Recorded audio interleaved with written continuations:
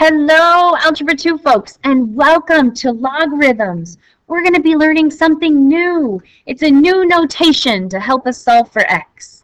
And you are going to need a calculator, notes, and a pencil, and we will get started. So why are we learning this?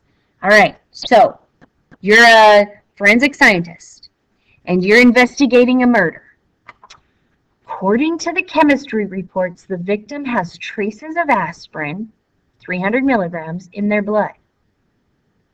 Aspirin is known to decay at a rate of 20% per hour in the human body. Decay. We've been talking about decay. A friend saw the victim take 2 aspirin, 500 milligrams, at 4 p.m. Tell me, what time was the crime? All right, so we already know some of this because we've been learning about this formula, the decay formula.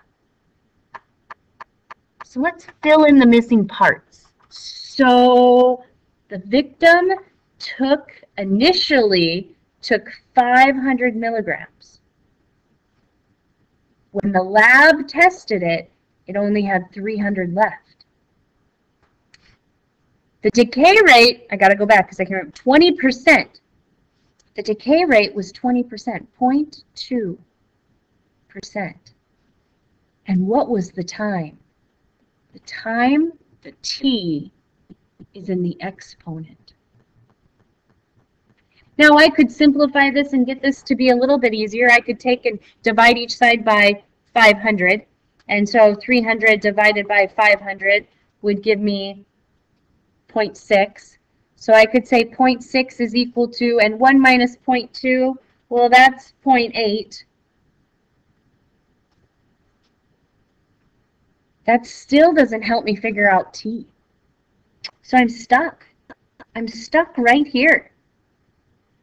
But where I'm going to get unstuck is that we are going to learn how to use logarithms to help us solve for variables that are in the exponent. So I'm not going to finish this problem because today we're going to learn about how to finish this problem so that we can solve this and figure out the time of death. All right, so let's talk about logarithms and what it means to be a logarithm, and then we'll go back to these problems. So this is new notation, so you need to write this down. Exponential form versus log form. So if you notice, the last thing that we just got done looking at, that looked like an exponent. T was in the exponent. So how do I take it from the exponent form and get it into log form? So what do we know about exponent?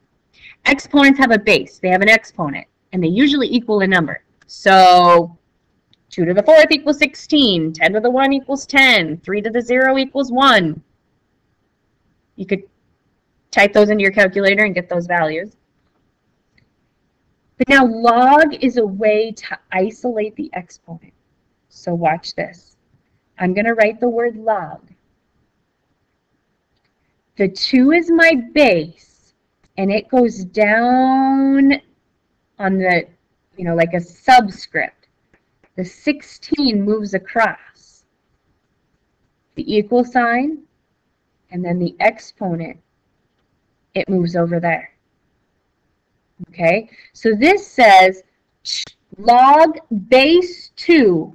So log base 2 of 16 equals 4. Okay, look, so let's take 10 to the power of 1 equals 10 and see how I would write that. I would write that log, what's the base? The base is 10.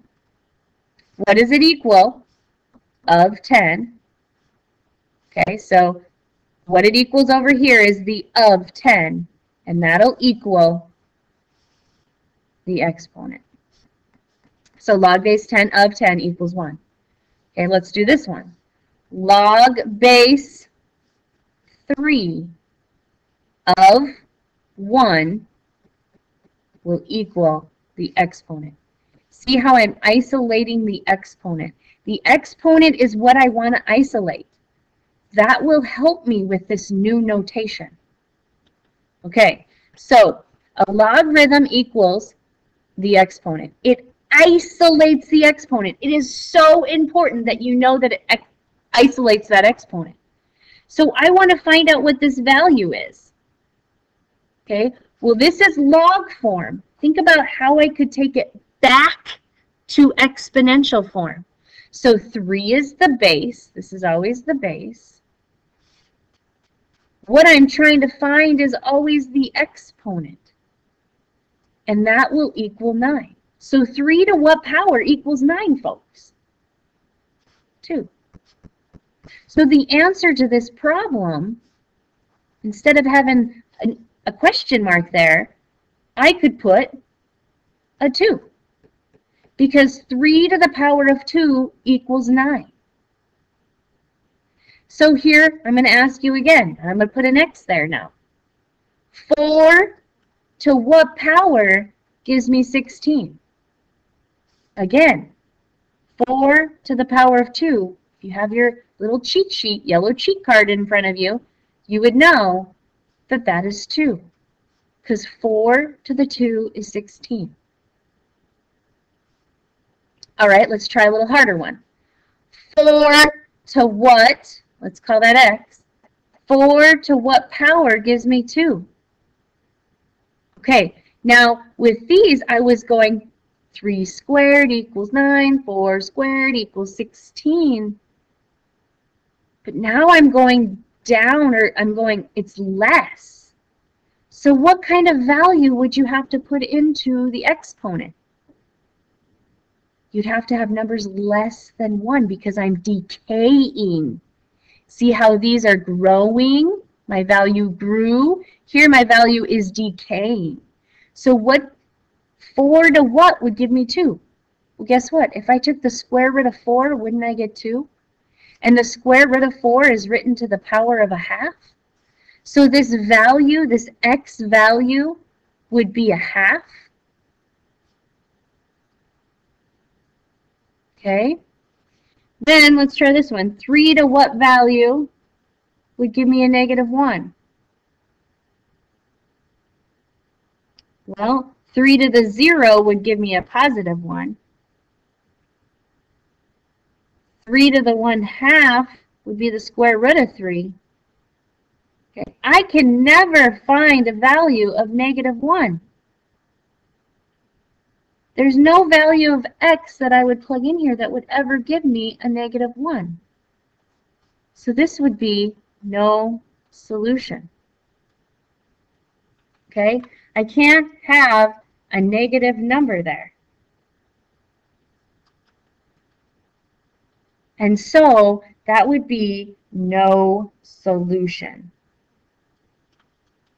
Okay? That would give me a domain error. Ooh. Domain error. Remember, we talked about domain error and how it's the dividing by 0 and the square roots. Guess what? Logs have domain error. There's your new domain error. So now we know 3 things that can cause domain error. Okay, now your calculator has limitations, and you can't do everything on your calculator that you want to do on your calculator. So there's so many logs to calculate that there would be no way your calculator can do all of these. So if you look at your calculator and you see log, and you just see log all by itself, if you look at the log above it, you will see, right above the log button, you will see a power of 10. So unfortunately, most standard calculators are programmed to calculate logs with base 10 only. Now there are those cheaty calculators that will cheat for you because they do have it programmed in that you can do more and all the logs. But unfortunately, again, I will not let you use those cheaty calculators. Kind of like when we were simplifying radicals, you had to be able to do those on your own. Yeah, you got to be able to do logs. So you'll have to borrow one of my calculators. So make sure that you know how to do this because it's important that you know how to use the common calculators standards. All right, so using your calculator, we are going to learn how to do all those bases. Base to the power of 3, base 3, base 3.1, base 3.0001, base 5.4. All those bases that your calculator, most calculators don't do, we are going to learn how to do that today. So you need the formula to change a base formula. So to calculate a log on a calculator, we're going to use the change a base formula. So to do that, you need this formula. So it says log base A of B is the same as putting it log base 10, because that's what most calculators have, is that base 10 of the B. Okay, see how I put the B on top, and then divided by log base 10 of whatever the base was. Okay, so the base goes in the basement. Okay, so that's the formula we need. Now we are going to go ahead and calculate a few of these based on our calculator, so have your calculator handy.